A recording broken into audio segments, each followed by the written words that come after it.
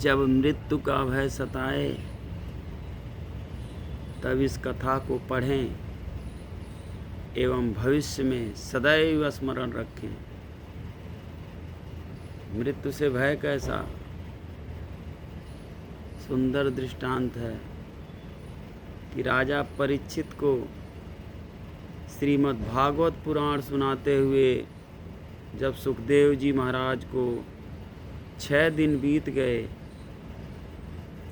और तक्षक सर्प के काटने से मृत्यु होने का 1 दिन शेष रह गया, तब भी राजा परीक्षित का शोक और मृत्यु का भय दूर नहीं हुआ। अपने मरने की घड़ी निकट आती देखकर राजा का मन क्षुब्ध हो रहा था। तब सुखदेव जी महाराज ने परीक्षित को यह कथा सुनानी आरंभ की कि राजन, बहुत समय पहले की बात है। एक राजा किसी जंगल में शिकार खेलने गया। संयोगवश वह रास्ता भूलकर बड़े घने जंगल में जा पहुंचा। उसे रास्ता ढूंढते ढूंढते रात्रि हो गई और भारी वर्षा पड़ने लगी। जंगल में सिंह, व्याघ्र आदि बोलने लगे। वह राजा बहुत डर गया और किसी प्रकार उस भयानक जंगल में रात्रि बिताने के लिए विश्राम का स्थान ढूंढने लगा। रात्र के समय में अंधेरा होने की वजह से उसे एक दीपक दिखाई दिया। वहाँ पहुंचकर उसने एक गंदे बहेलिये की झोपड़ी देखी। वह बहेलिया ज़्यादा चल फिर नहीं सकता था, इसलिए झोपड़ी में ही एक ओर उसने मल मूत्र त्यागने का स्थान बना रखा था। अपने खाने के लिए जानवरों का मांस उसने झोपड़ी की छत पर लटका। खाने के लिए जानवरों की मांस उसने अपने झोपड़ी की छत पर लटका रखा था। बड़ी गंदी, छोटी, अंधेरी और दुर्गंधयुक्त वह झोपड़ी थी।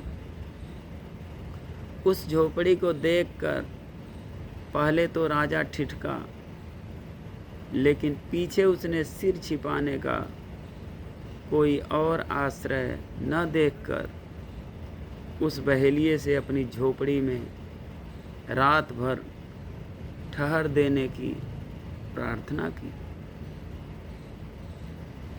बहेलिये ने कहा कि आश्रय के लोभी राहगीर कभी कभी यहाँ आ भटकते हैं। इस झोपड़ी की गंध उन्हें ऐसी भा जाती है कि फिर वे उसे छोड़ना ही नहीं चाहते और इसी में ही रहने की कोशिश करते हैं एवं अपना कब्जा जमाते हैं। ऐसे झंझट में मैं कई बार पड़ चुका हूँ, इसलिए मैं अब किसी को भी यहाँ नहीं ठहरने दूंगा। मैं आपको भी इसमें नहीं ठहरने दूंगा। राजा ने प्रतिज्ञा की कि वह सुबह होते ही इस झोपड़ी को अवश्य खाली कर देगा। उसका काम तो बहुत बड़ा है, यहाँ तो वह संयोग बस भटकते हुए आया है। सिर्फ 1 रात काटनी है। बहेलिये ने राजा को ठहरने की अनुमति दे दी। बहेलिये ने सुबह होते ही बिना कोई झंझट किए झोपड़ी खाली कर देने की शर्त को फिर दोहरा दिया। राजा रात भर एक कोने में पड़ा सोता रहा। सोने पर झोपड़ी की दुर्गंध उसके मस्तिष्क में ऐसे बस गई कि सुबह उठा तो वही सब परम प्रिय लगने लगा। अपने जीवन के वास्तविक उद्देश्य को भूलकर वह वहीं निवास करने की बात सोचने लगा। वह बहेलिये से अपने और ठहरने की प्रार्थना करने लगा। इस पर बहेलिया भड़क गया और राजा को भला बुरा कहने लगा। राजा को अब वह जगह छोड़ना झंझट लगने लगा और दोनों के बीच उस स्थान को लेकर विवाद खड़ा हो गया। कथा सुनाकर सुखदेव जी महाराज ने परीक्षित से पूछा, परीक्षित बताओ, उस राजा का उस स्थान पर सदा रहने के लिए झंझट करना उचित था? परीक्षित ने उत्तर दिया, भगवान, वह कौन राजा था, उसका नाम तो बताइए।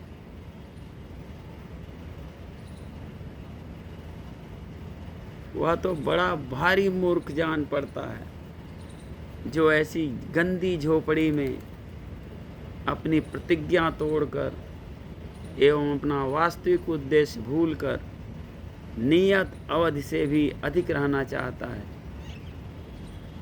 उसकी मूर्खता पर तो मुझे आश्चर्य होता है। श्री सुखदेव जी महाराज ने कहा कि हे राजा परीक्षित, वह बड़े भारी मूर्ख तो स्वयं आप ही हैं।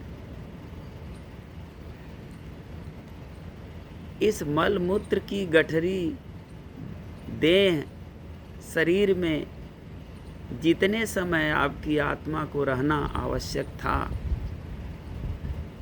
वह अवधि तो कल समाप्त हो रही है। अब आपको उस लोक जाना है जहाँ से आप आए हैं, फिर भी आप झंझट फैला रहे हैं और मरना नहीं चाहते। क्या यह आपकी मूर्खता नहीं है? राजा परीक्षित का ज्ञान जाग पड़ा और वे बंधन मुक्ति के लिए सहर्ष तैयार हो गए। भाई बहनों, वास्तव में यही सत्य है कि जब एक जीव अपनी माँ की कोख में जन्म लेता है तो अपनी माँ की कोख के अंदर भगवान से प्रार्थना करता है कि हे भगवान,